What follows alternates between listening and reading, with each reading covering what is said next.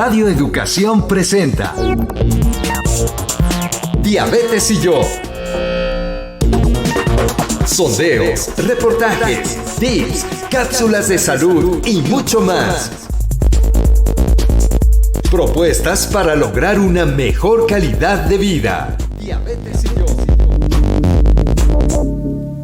Vacunas contra COVID.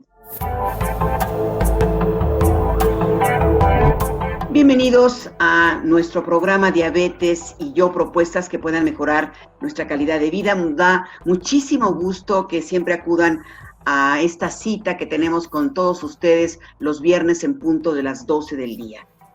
El programa de vacunación continúa en México y en el mundo, y en esta ocasión hemos convocado a la prestigiosa Mayo Clinic de Estados Unidos, esta clínica Mayo, que es muy famosa, muy antigua, desde finales del siglo XIX, y es una institución educativa y también clínicas a lo largo de Estados Unidos y de varios países. Y bueno, para hablar precisamente del tema de las vacunas, que sigue siendo un tema que acapara nuestra atención.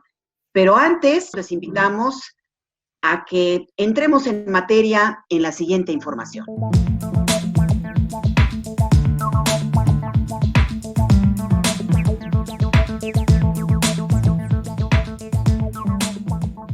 Al mes de abril, hay 6 vacunas autorizadas en nuestro país.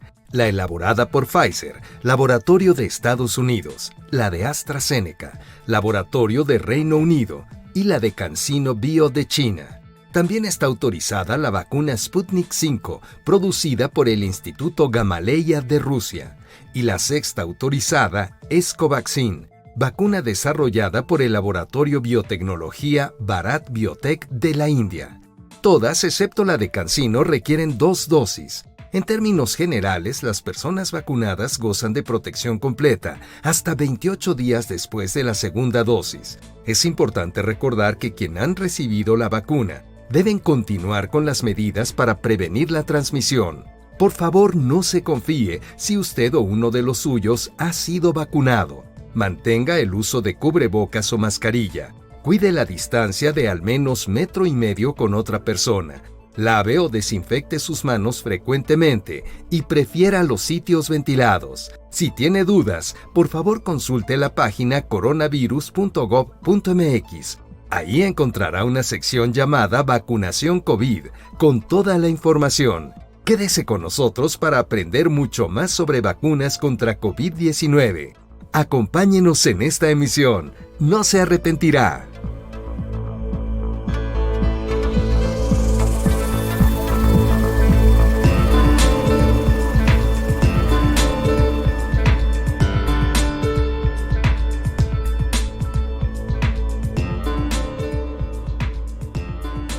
Mayo Clinic, la clínica Mayo, es una de las instituciones médicas con mayor prestigio en el mundo, como decíamos. Brinda atención médica y educación para diferentes padecimientos, además de que realiza diversas investigaciones en salud. Invitamos a representantes de la clínica Mayo para hablar de las vacunas contra COVID-19. Me da mucho gusto saludarles a nombre de todo el equipo y me acompaña Gisela Ayala. Gisela, ¿qué tal? Maru Pulido, muy buenas tardes, gracias por tratar este tema en Diabetes y yo, porque seguramente que para las personas que esta tarde nos acompañan, hay muchas dudas, quizá unos ya se vacunaron, quizá otros están por vacunarse, entonces, ¿qué mejor que hablar con un especialista como el doctor Moreno Franco, que esta tarde nos acompaña para resolver todas esas dudas? Y recuerden que pueden entrar en comunicación con nosotros en nuestro espacio en Facebook. Búsquenos como Diabetes y yo, y por supuesto que esta transmisión también estará disponible en Facebook de Radio Educación. Y pues Maru, como decíamos hace un momento, nos acompaña hoy el doctor Pablo Moreno Franco.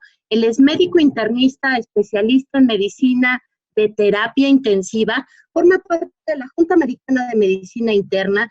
Y en 2016, el doctor Moreno Franco obtuvo el premio de Mayo Clinic a Educador Sobresaliente en Mejora de la Calidad de Salud.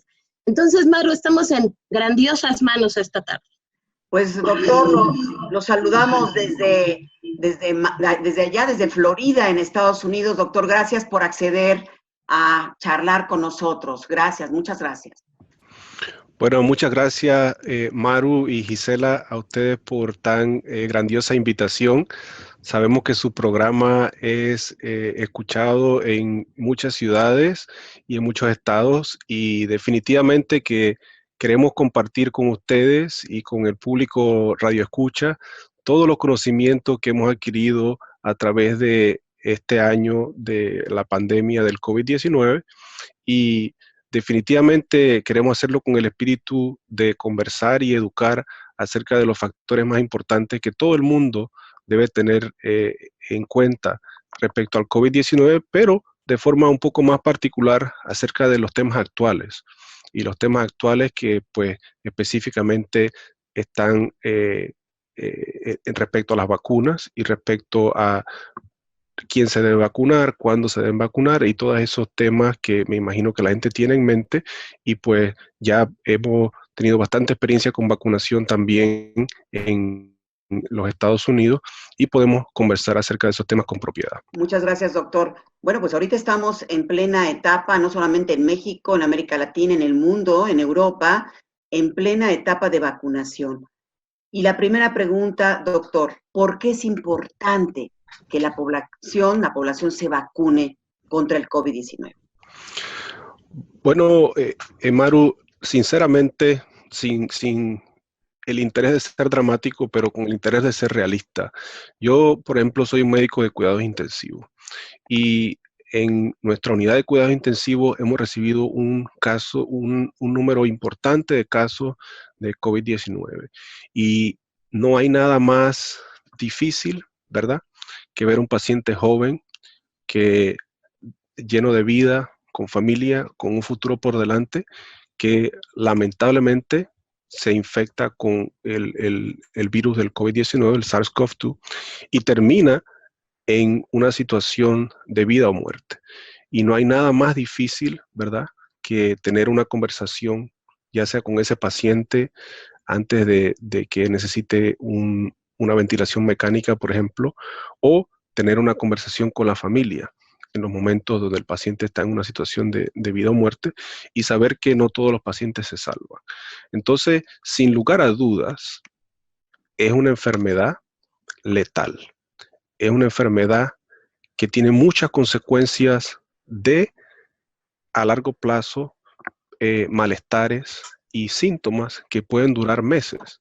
Entonces, estamos en una época, digamos, muy fortuita o incluso afortunada, porque la ciencia está en un muy buen lugar. Y la ciencia está en un lugar donde hemos, en tiempo récord, podido producir vacunas que pueden contrarrestar a este virus. Esto nunca se ha visto antes, donde la ciencia y los grupos científicos en una forma tan expedita puedan producir no solo una, sino 2, 3 y 4, y alrededor del mundo hay cerca de 10 vacunas que son efectivas contra el virus del COVID-19.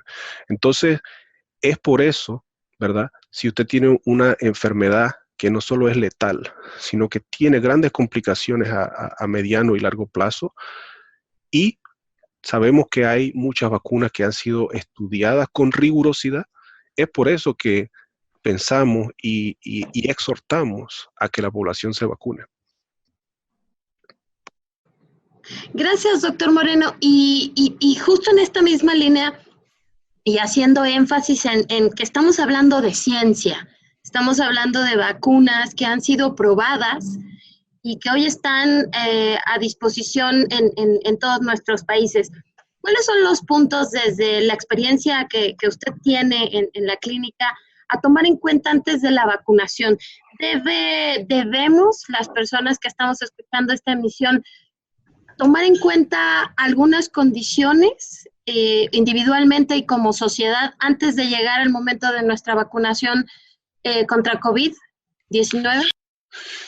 Sí, efectivamente, Gisela. Yo pienso que una de las cosas más importantes es saber como sociedad, saber respetar la prioridad de quién se debe vacunar primero, ¿verdad? No es que porque uno es amigo de tal persona o porque uno tiene una cantidad de dinero tal que debe tener prioridad. No es así. Las personas que deben tener prioridad son las personas que trabajan en una profesión donde la exposición, el riesgo de exposición es bastante alto, o son las personas que por sus condiciones de edad o de salud tienen un mayor riesgo, ya sea de tener mortalidad o morbilidad por el COVID-19. Entonces, los gobiernos, los sistemas de salud han sido muy concienzudos a la hora de decidir las olas de vacunación. Yo pienso que una de las cosas más importantes es pedirle a los radioescuchas que respeten, ¿verdad?, esa priorización de quién se debe vacunar primero. El otro punto, quizás más relevante, es el hecho de que la mayoría de las personas deben irse a vacunar y son muy, muy pocas las razones para aplazar la vacuna o para no ponérsela. Por ejemplo, si un individuo, ¿verdad?, está expuesto recientemente al COVID-19 y se le ha recomendado que se ponga en cuarentena porque ya sea se puso a un amigo o un familiar que dio positivo hace pocos días, ese individuo que está en cuarentena no se debe vacunar por el hecho de que probablemente está incubando el virus, ¿verdad? La otra es un individuo que recientemente ha tenido una infección o ha dado positivo por el COVID-19. Desde el punto de vista de priorizar las vacunas, pues ese individuo, si ya se ha recuperado, va a tener una inmunidad natural al virus por un periodo largo de meses, 3, 6 meses o más. Entonces, en términos de, por ejemplo, regalarle esa vacuna a otra persona que no ha tenido la infección y que tiene riesgo, es más importante pasar de ese individuo a una persona que tiene más riesgo. El otro ejemplo son personas, por ejemplo, que han recibido el plasma convaleciente o los anticuerpos monoclonales. Eso es porque si un paciente ha estado infectado y eh, el tratamiento que ha recibido es, por ejemplo, el plasma convaleciente, entonces ese individuo va a tener una inmunidad adquirida y no necesita entonces vacunarse. Una de las preguntas que comúnmente la gente tiene es, bueno, ¿quiénes se deben vacunar? Todos los individuos que son mayores de 16 años se deben vacunar a menos que tengan una contraindicación muy específica, incluyendo las mujeres embarazadas se deben vacunar, las mujeres que estén amamantando a sus bebés, las personas que tengan alguna enfermedad que les afecte el sistema inmune se deben vacunar, personas que han tenido infección anterior hace muchos meses por COVID-19, siempre y cuando ya se haya pasado 3 o 6 meses, también se deben vacunar. Entonces, eso nos deja con un grupo muy pequeño de gente que no se debe vacunar. Por ejemplo, si son niños, ¿verdad? Menores de 16 años, en esa población la vacuna no es que no sirva, sino que no se ha estudiado a ciencia cierta para recomendarla en este momento. En el futuro, pues sí. Y el otro grupo es un grupo de personas que han tenido una reacción alérgica severa, que eso se llama una reacción de anafilaxis, una reacción alérgica severa a un componente de la vacuna. Y específicamente el componente es por, si se han vacunado por COVID la primera vez y tuvieron una reacción alérgica, pues que no se ponga la segunda. O si una persona se sabe que es alérgica al polietilenglicol es uno de las fórmulas químicas que se utiliza para llevar el medicamento, entregar la vacuna. Si la persona es alérgica a eso, entonces pues no se recomienda vacunarse, pero además de eso son muy, muy pocas las razones para no hacerlo. Doctor, usted menciona plasma convaleciente. ¿Qué es este plasma convaleciente, doctor? Marilú, es el regalo más grande que una persona recuperada puede hacer.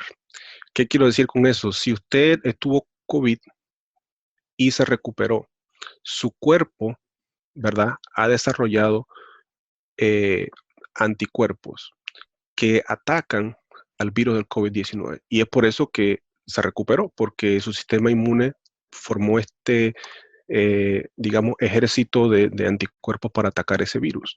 Entonces, ese individuo puede donar plasma, que es como prácticamente pues donar sangre, ir a un lugar, donar plasma, se sienta, le ponen una vía intravenosa, le sacan un componente de la sangre que se llama plasma, es un componente amarillo que contiene proteínas y anticuerpos, y entonces el banco de sangre procede a estudiar, verificar que no haya ninguna otra infección, ningún otro problema con ese plasma, y de allí en adelante se le entrega o se le transfunde, esa es la palabra médica, transfundir el plasma de una persona recuperada a la persona que está enferma. Entonces, la persona que está enferma, que tiene síntomas severos de COVID, que está hospitalizado, puede recibir el plasma de una persona recuperada, el plasma convaleciente, y a medida de que ese plasma tiene anticuerpos y se recomienda pues que se transfundan los que tienen muchos anticuerpos, mejor dicho, un ejército grande pues de anticuerpos que atacarían el virus, son los que pueden ayudar a esa persona que, digamos, está en un intensivo o en un ventilador o pues bien enfermo en el hospital, lo puede ayudar a recuperarse. Doctor, estábamos acostumbrados o sabíamos que las vacunas siempre necesitan mucho tiempo para se experimenta, para crearse, para que llegue ya a diferentes etapas y se puedan aplicar a los seres humanos.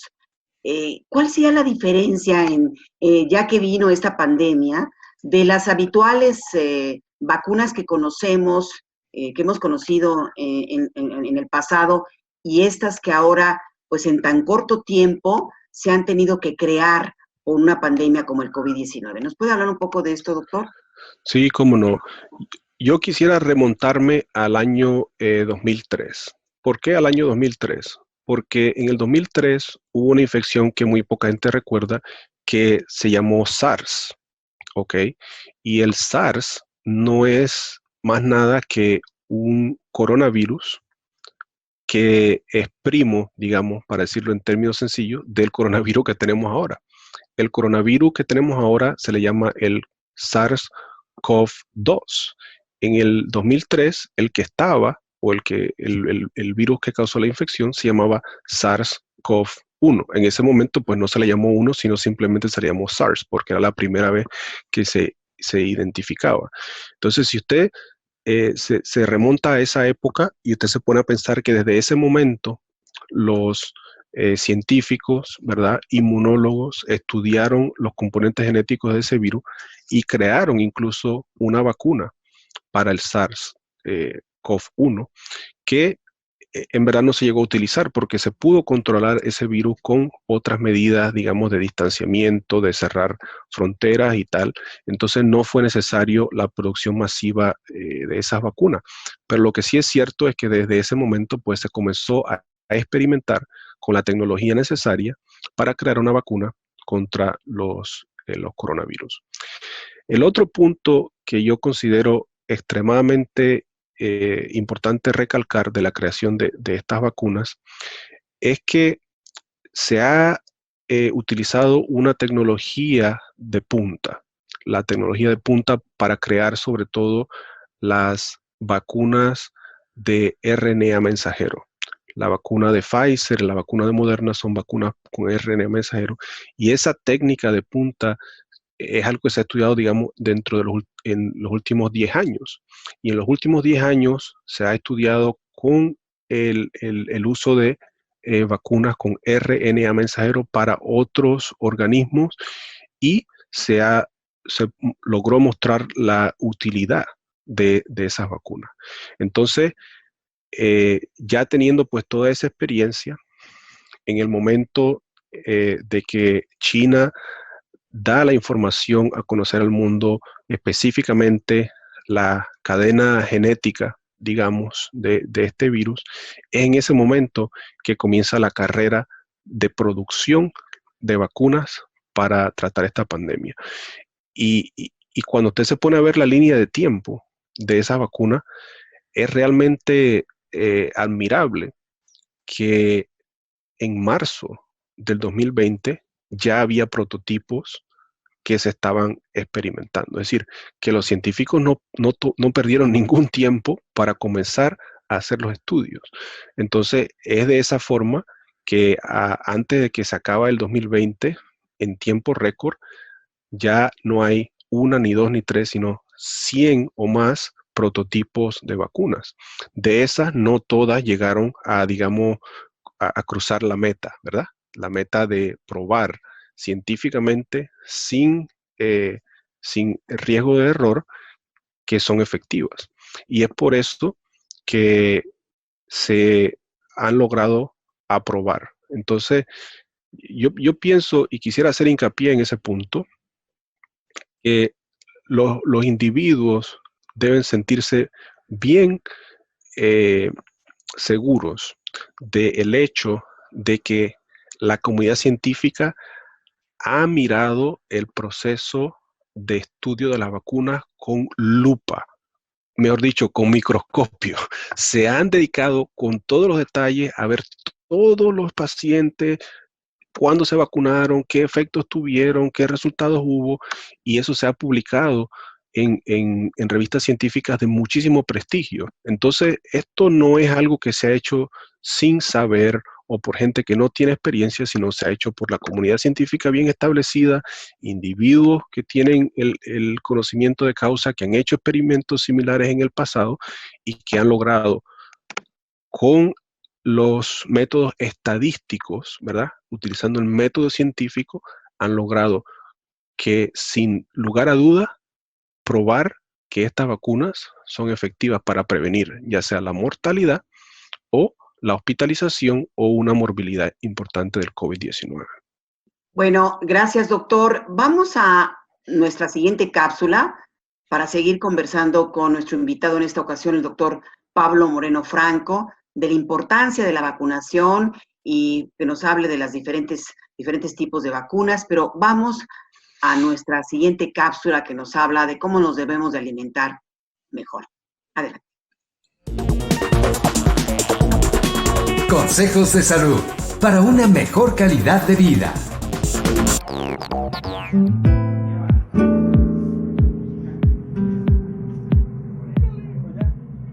Hola, ¿cómo estás? Mi nombre es Mónica Hurtado, la nutrióloga de Quiero Saber Salud, y nos escuchamos en estos consejos de salud. Seguramente tú ya escuchaste en estos días pasados que se conmemoraron 2 fechas importantes. Una que fue la de la actividad física, el 6 de abril, en la cual, pues nos recuerda los beneficios de practicar actividad física y que no solamente hay que realizarla en un lugar cerrado como un gimnasio o un deportivo. Ahora en esta pandemia nos hemos tenido que reinventar en estas 4 paredes para poder hacer todas nuestras actividades dentro de ella, y una de ellas, de las más importantes, es la actividad física. Nos hemos dado cuenta que pues a lo mejor caminar alrededor de tu mesa, hacer unas pequeñas sentadillas, unas pequeñas planchas, levantar las botellitas con agua, hasta levantar a los bebés, eso es actividad física. El chiste es que lo hagamos de manera repetitiva, con cierta frecuencia y con cierta duración. Y otra de las fechas también importantes es el Día Mundial de la Salud, que se conmemoró el día 7 de abril. Y en esta fecha nos dicen que pues, la salud debería de ser para todos de una manera saludable y lo más justa posible. Y cuando hablamos de justo, de justicia, pues se refiere a que todos tengamos acceso a los servicios de salud que sean de buena calidad, que sean oportunos y que por supuesto pues nos brinden la solución a estas problemáticas, a estas condiciones.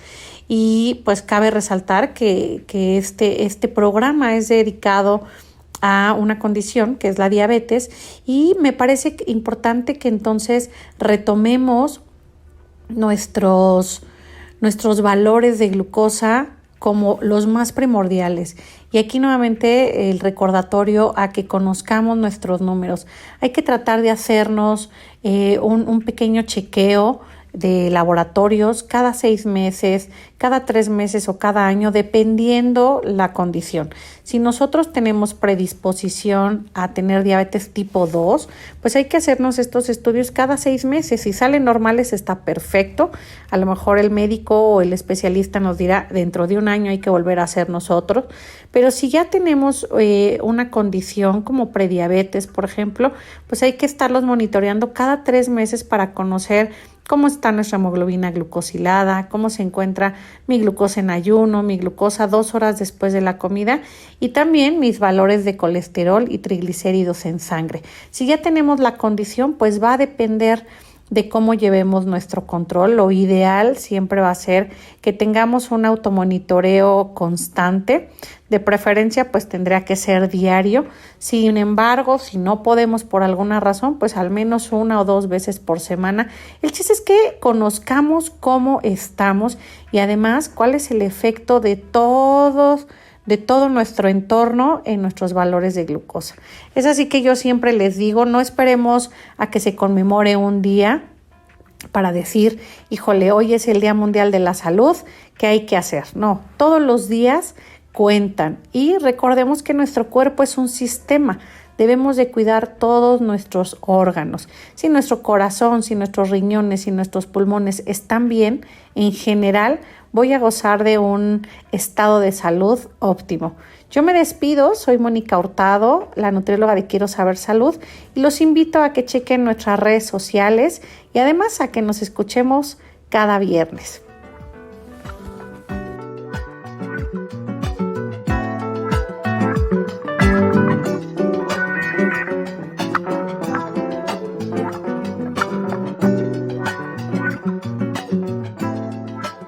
Y seguimos esta tarde en una interesante entrevista sobre las vacunas, sobre las dudas que hay en torno a este proceso en México. Ya se cumplió la primera etapa en Ciudad de México. En muchos otros estados de la República Mexicana continúa. Entonces, no puede haber un mejor momento para que el programa Diabetes y yo converse con una especialista que usted ya escuchó en nuestro primer bloque. Nos acompaña el doctor Moreno Franco de Mayo Clinic. Y doctor, sobre las mismas ideas que expresaba hace un momento, nos gustaría conocer cuáles son las diferencias entre las vacunas que ya están autorizadas en nuestro país y las voy a indicar por el nombre de los laboratorios. Por ejemplo, en México tenemos la de Pfizer, la de AstraZeneca, Sinovac, CanSino y la del laboratorio ruso, que no recuerdo cómo se llama, pero la vacuna se llama Sputnik. Sputnik 5. Gamaleya. Doctor, ¿nos podrías explicar las diferencias entre ellas, por favor? Sí, cómo no, con mucho gusto. La forma más importante de dividir estas vacunas, ¿verdad?, es en, digamos, el mecanismo de tecnología que se utilizó. Entonces, en términos de la tecnología utilizada para Pfizer y Moderna, que fueron las primeras vacunas que se aprobaron por la FDA, esas dos vacunas son hechas por un RNA mensajero. El resto de las vacunas se pueden agrupar como vacunas que se han hecho con algún tipo de vector viral, más comúnmente el adenovirus. Entonces vamos a explicar en más detalle ambos mecanismos. Las vacunas que se hicieron por RNA mensajero es un tipo de información, porque la célula en general tiene un código genético y ese código genético se conoce como el DNA. El DNA está dentro del núcleo y es como la célula siempre se reproduce y ahí está toda la información. Cuando la célula quiere, por ejemplo, hacer una proteína para tener alguna función específica, el DNA, que tiene una doble hélice, se desenreda y a partir de ese DNA se crea una copia. Esa copia se llama un RNA mensajero. ¿Por qué mensajero? Porque se sale del núcleo y se va a la célula en un componente específico, se llama el ribosoma, y produce esa proteína. Entonces es como si usted mandara, digamos, un fax del núcleo al ribosoma y usted le dice en ese fax, oye, escríbeme esto. Y el ribosoma lo escribe y hace la proteína. Entonces, las vacunas que se hacen por ARN mensajero no tienen virus, ni muerto, ni vivo, y tampoco tienen el componente genético entero del virus, o sea que la persona nunca va a estar en contacto con el virus. Ellos simplemente van a estar en contacto con el RNA mensajero, que es ese mensaje, ¿verdad? Que le va a decir a la célula de esa persona, oye, construye una proteína que se parezca a esto. Y la célula muy bien hecha, pues hace lo que el mensaje le dice. La célula humana produce una proteína que es exactamente como la proteína de la corona. Estos virus, ¿verdad? Se conocen como coronavirus. ¿Por qué? Porque su superficie tiene unos puntitos que se llaman corona. Y entonces esa es la proteína que se produce, es muy inmunogénica, la célula la produce y a partir de ahí el sistema inmune reconoce esa proteína de corona como algo extraño que no le pertenece y ahí genera un ejército para atacarla. Así que ese pues, es el ejemplo de las vacunas estas de RNA mensajero. Las vacunas de Johnson y Johnson, las vacunas de AstraZeneca son vacunas que tienen como mecanismo un vector viral. En el caso específico es un adenovirus, que es un virus del resfriado común. Son vacunas que son un poco más baratas, pero también son muy efectivas. Y han sido estudiadas con igual rigurosidad, pero digamos, en términos comparativos, son quizá un poquito menos, ¿verdad?, efectivas que las vacunas por RNA mensajero. Y doctor, inclusive hay una, no sé si la de Johnson Johnson, que va a ser una única dosis. Hay unas que son 2 dosis, una que son nada más únicamente una dosis. ¿Cuál sería la diferencia? Ya nos dijo esto muy bien explicado, por cierto, doctor, muchas gracias, de estas del RNA y DNA, pero todas son efectivas, todas las que están ahorita en el mercado de alguna manera, porque usted mencionó que hay unas mejores que otras, pero todas tienen un porcentaje alto. ¿Cómo funcionan entonces en las personas? Sí, sí. Porque hay inclusive la de AstraZeneca, por ahí vendrá la pregunta, Gisela, también, de que pues la gente, por ejemplo, en Francia, definitivamente no se la quieren poner por lo de los trombos. Que nos explique todo eso, ¿no? ¿Cómo funcionan y por qué unas han tenido más consecuencias que otras? Sí, sí, cómo no. Muy bien. Bueno, digamos, para tratar de seguir organizado, lo primero que podemos decir es que estas vacunas han demostrado que previenen la infección severa por el COVID-19 en diferentes proporciones. Entonces, las que tienen la mayor efectividad, de nuevo, son las que son hechas por RNA mensajero, como Pfizer o Moderna, que tienen un 95-94% de efectividad. El resto de las vacunas, Johnson Johnson, AstraZeneca, Sputnik, varían, pero varían, digamos, entre un 70-80%. Y de forma general, todas son excelentes. ¿Por qué digo excelentes? Porque antes, digamos, de todo esto, siempre se ha recomendado que la gente se ponga la vacuna de la influenza una vez al año. Cuando usted mira hacia atrás, la vacuna de la influenza generalmente es efectiva en un 50-60% en prevenir la influenza. Entonces estamos hablando de vacunas que de salida son mejores que las vacunas que usualmente se utilizan. Y yo pienso que eso nos debe tranquilizar a todos, porque son vacunas que cualquiera de ellas tiene una muy buena efectividad. Entonces, la segunda parte de eso es también decir que estas vacunas también previenen la hospitalización y la admisión a cuidados intensivos. Y de forma específica, eso es excelente porque los individuos que han estado hospitalizados o que han estado en los cuidados intensivos nunca olvidan esa experiencia porque es una experiencia difícil y sufren mucho. Y entonces, si yo le digo a usted que Pfizer tiene un 99% de chance de que usted no va a necesitar hospitalizarse o estar en intensivo, o Moderna un 100%, o Johnson & Johnson un 100%, son vacunas que tienen excelentes, pero excelentes resultados. Y esa efectividad varía un poquito, digamos, dependiendo del grupo etario y tal, pero en general son muy, muy buenas. La segunda parte de su pregunta, pues, era acerca de la cantidad de dosis, y en general, ¿verdad? Las vacunas de Moderna y Pfizer se estudiaron con 2 dosis. La vacuna de Johnson & Johnson se estudió con una dosis. Sputnik no recuerdo, pero me parece que son 2. Pero en resumidas cuentas, son tan buenas estas vacunas, incluso que algunos países, en términos de economizar, ¿verdad? Y alcanzar más gente, han logrado incluso vacunar con solamente una dosis de Pfizer o Moderna. No es que estamos diciendo a la gente que hagan eso, le estamos diciendo a la gente que hagan lo que se les está recomendando por su proveedor de salud, por el Ministerio de Salud, por quien sea que esté ofreciéndole la vacuna. Si le recomiendan una dosis, pues póngase una. Si le recomiendan 2, póngale 2, porque eso va a ser basado específicamente en qué vacuna se está utilizando, y eso se está indicando pues en base a los estudios que se han hecho. Doctor, y justamente el tema de las dosis, sí es muy importante, como bien usted lo señala, si es una vacuna que requiere 2 dosis, cumplir con el procedimiento de tener las 2 dosis.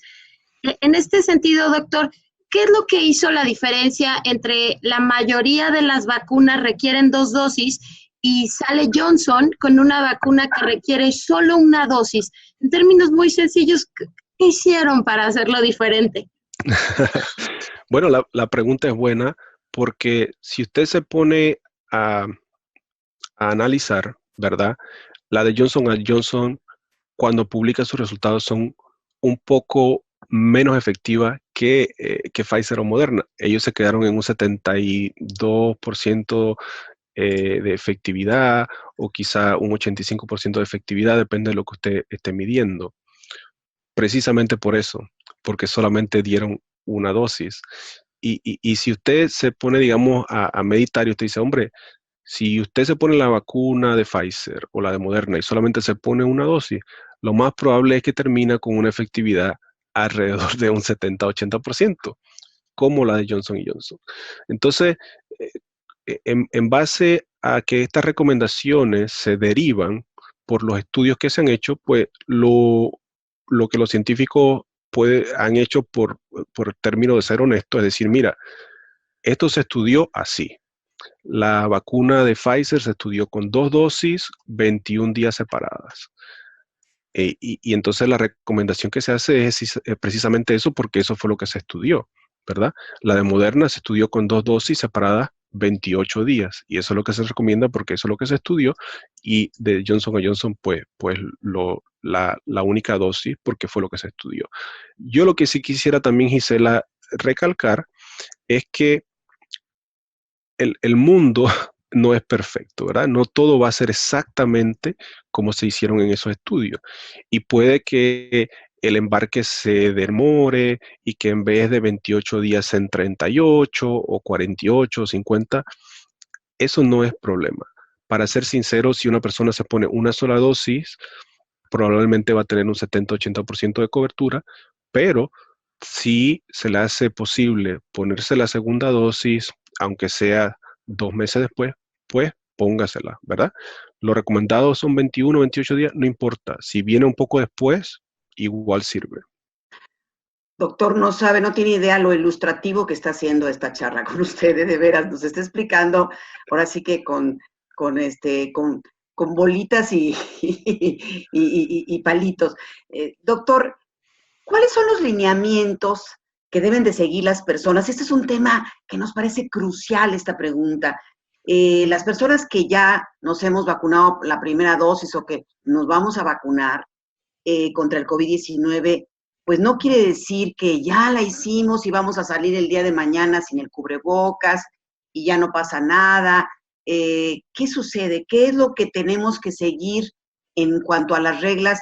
Porque sí, nos están vacunando, pero ¿cómo debe de ser nuestro cuidado, doctor? No es de que ahora sí ya salgamos y ya estamos libres del COVID-19. Sí, excelente la pregunta. El primer concepto a ilustrar es que las vacunas, ¿verdad?, previenen la infección severa o sintomática por el virus.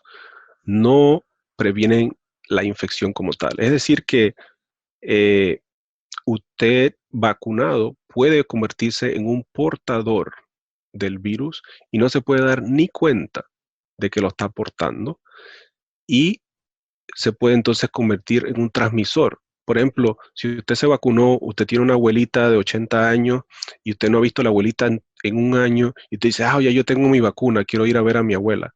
Pero ¿qué pasa? Que en el transporte, en el metro, en la pecera, antes de irse a ver a la abuela, había una persona con COVID, usted se convierte en un transmisor, no lo sabe, va y visita a la abuela y la abuela no está vacunada y a la abuela le da, porque usted se convirtió en un transmisor asintomático del virus. Entonces, ¿cómo se previene eso? Igualito como se ha venido diciendo todo el año. Y lo voy a recalcar porque a la gente se le olvida que usted tiene que ponerse la mascarilla, que la mascarilla como tal previene alrededor de un 50% de la transmisión del virus. Ponerse las pantallas faciales porque eso previene en un 30% la transmisión del virus. Ponerse tener siempre distancia física de cerca de 2 metros, porque por cada metro de distancia cae un poco el riesgo de transmisión. Que eviten espacios cerrados, que se laven las manos frecuentemente y más importante que todo, pues seguir evitando la desinformación, ¿verdad? El otro punto que yo le quisiera recalcar es que recientemente se publicó un estudio de la Clínica Mayo que hicimos a partir del 17 de diciembre cuando se comenzaron a poner las vacunas y se pudo determinar que pacientes que nosotros le hacemos estudio antes de venir, por ejemplo, a hacerse una cirugía o un procedimiento. Son pacientes que no han tenido ningún síntoma de COVID-19, que vienen al hospital por otra cosa. Nosotros le hacemos la prueba simplemente para cerciorarnos de que no tengan el virus, ¿verdad? Hombre, lo que se encontró fue que en pacientes vacunados, sobre todo si han tenido las 2 dosis, el riesgo de tener el COVID y estar asintomático es 80 veces menor que en individuos que no han estado vacunados. Entonces sabemos que también se pueden convertir en transmisores, pero el riesgo pues es un poco menor. De igual forma eso indica que existen transmisores, 3%, 5%, que no se han dado cuenta a pesar de tener la vacuna, sobre todo si no han estado en el ciclo completo, si solamente han tenido una. Entonces, eso lo que nos indica es que para seguir protegiendo al resto de la población y a nuestros familiares, hay que seguir con las recomendaciones. Doctor Moreno Franco, le agradecemos mucho. Vamos a hacer una pequeña pausa en esta charla sustanciosa, importante que estamos llevando a cabo con el doctor, para ir a nuestra siguiente sección, que es el glosario. Glosario, para conocer los términos médicos.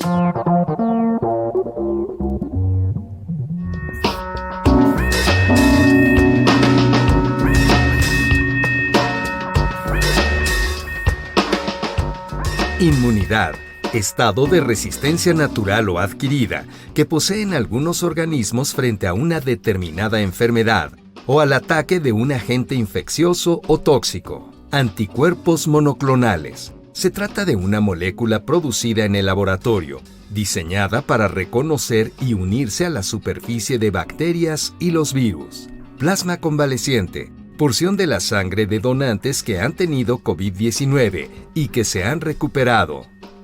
Polietilengglicol. sustancia presente en algunos medicamentos como laxantes, antibióticos, analgésicos, antiagregantes, corticoides y antihipertensivos. Las personas con alergia al polietilenglicol no deben vacunarse contra COVID.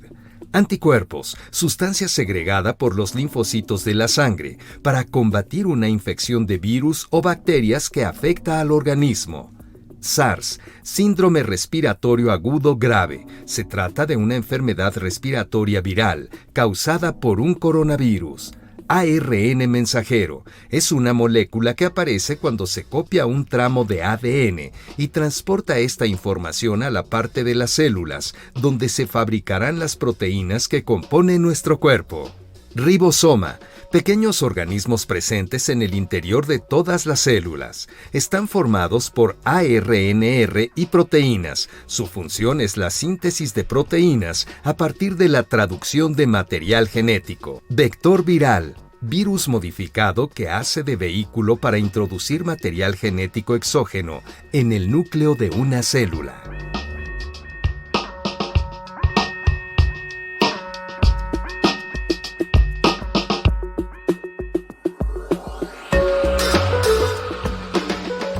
Y llegamos al último bloque de información en el programa Diabetes y yo, en esta ocasión hablando de vacunas, en una interesante charla con el doctor Moreno Franco de Mayo Clinic. Doctor, usted lo mencionó, pero es muy importante porque, como usted bien sabe, en Ciudad de México y en ciudades de la República Mexicana, estamos en pleno proceso de vacunación y de pronto algunas personas se han preguntado, estoy saliendo ya de la infección de COVID, ya no me siento tan mal, me quiero vacunar porque no sé qué va a pasar, si después me van a volver a vacunar o no, o sí, o qué puedo hacer. ¿Es conveniente que una persona que hoy está infectada, con una prueba que le ha salido positiva, se vacune? Ya lo comentaste, pero sería importante reiterar. Lo importante es que esa persona espere por lo menos 90 días luego de la infección para vacunarse, porque sabemos que el sistema inmune se activa muy rápido y muy fuerte para protegerse, pero si ya usted tiene memoria inmunológica y se pone una vacuna, puede que tenga efectos adversos más importantes porque no le ha dado tiempo al cuerpo de recuperarse. Entonces, esperar por lo menos 90 días es lo que se recomienda. Doctor, y rápidamente, porque ya se nos está acabando el tiempo, le voy a hacer dos en una. Ay, sí. No, dos preguntas. ¿Cuánto tiempo nos va a durar esta inmunidad? Eso es importante también para que la gente lo sepa. Nos vamos a tener que vacunar cada año, cada no sé cuántos meses. ¿Eso se sabe? Todavía no se sabe. Y también preguntarle las cuestiones adversas. Eso se nos ha ido, si hay tiempo para que nos hable de eso. Sí, cómo no. Bueno, lo que se puede decir a ciencia cierta es que no sabemos exactamente cuánto va a durar la inmunidad. A medida que pasa el tiempo, podemos seguir midiendo. Se han hecho estudios, sobre todo en Inglaterra, que ha demostrado que luego de 5 o 6 meses de la infección hay memoria inmunológica, y lo mismo con las vacunas. Sabemos que 6, 7 meses después de vacunado todavía hay buena cobertura. Así que hasta este momento eso es lo que se sabe. ¿Qué va a pasar en 12 o 13 o 24 meses? No se le puede decir porque no ha pasado. Ese es el primer punto. El segundo punto es que la gente se preguntaría, bueno, ¿y si hay nuevas cepas, me tengo que vacunar o no? Bueno, la respuesta más concreta es que depende. ¿De qué depende? De cuál sea la nueva cepa. Hasta este punto, pues, las cepas más complejas ha sido la variante de Brasil, la variante de Sudáfrica y la variante de Inglaterra, y tendríamos que ahondarnos a otros 30 minutos para poder explicar en detalle cuál cepa reacciona mejor a cuál vacuna y tal, pero de forma general, todas las vacunas siguen siendo efectivas para la mayoría de las cepas que existen en este momento, así que no hemos escuchado que se diga hasta ahora que va a ser necesario ponerse una segunda dosis hasta cierto tiempo, pero de nuevo, dependerá de qué cepas vengan.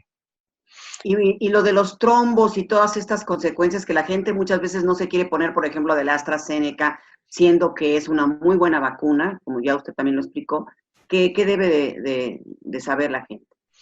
Sí, yo pienso que de forma general, pues decirle a la gente que la mayoría de las vacunas puede que tengan algunos efectos adversos menores, que generalmente son dolores musculares, quizá una sensación de temperatura, lo que se llama como febrícula, la noche o el día siguiente de ponerse la vacuna.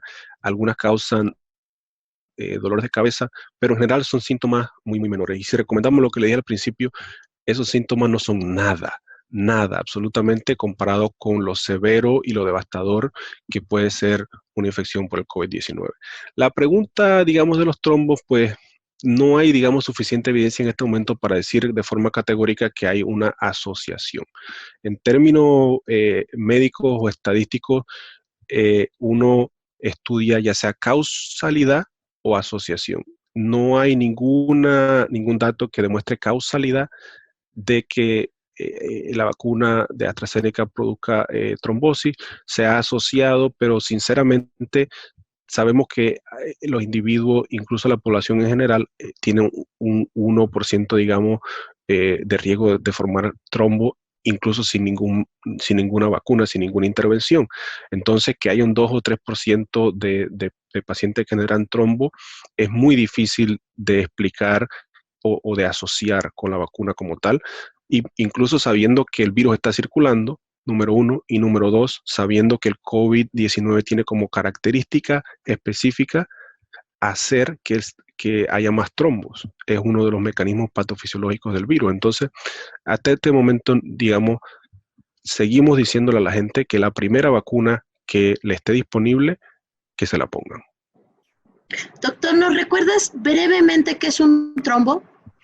Un trombo es una combinación de los factores que se llaman factores de coagulación y plaquetas, que quiere decir que en una arteria o una vena la circulación se ve afectada, o el ejemplo más fácil, digamos, es cuando usted va manejando en una autopista y hay un accidente y se para el flujo de los carros, igualito. En las arterias o las venas, si se forma un trombo, las plaquetas se chocan y se para el tráfico. No hay circulación de sangre de forma más allá de donde está esa obstrucción. Doctor, pues ya nos vamos a ir prácticamente. ¿Qué le diría a nuestro auditorio las recomendaciones, y sobre todo para personas que viven con diabetes, con hipertensión, con obesidad, ante esta pandemia del COVID? Para finalizar, doctor. Bueno, las recomendaciones son muy sencillas. Que se pongan la vacuna tan pronto les sea posible.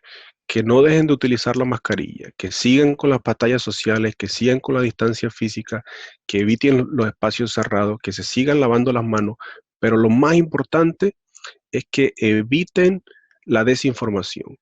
Que además de la pandemia hay una infodemia. Un problema de información que viene de las redes sociales o del WhatsApp o del Facebook, la que usted quiera, que eviten esas fuentes de información que son más bien fuentes de desinformación, de noticias falsas que les pueden traer efectos no deseados por creer cosas que no son buenas y le pueden causar ansiedad, le pueden causar otros problemas que usted no necesita. Así que utilice fuentes de información confiables, basadas en el método científico, y siempre que usted tenga preguntas, pues pregúntesela a Marilú, a Gisela, y ellos nos invitan a nosotros o cualquier otro profesional que tenga el conocimiento y se la pueda responder.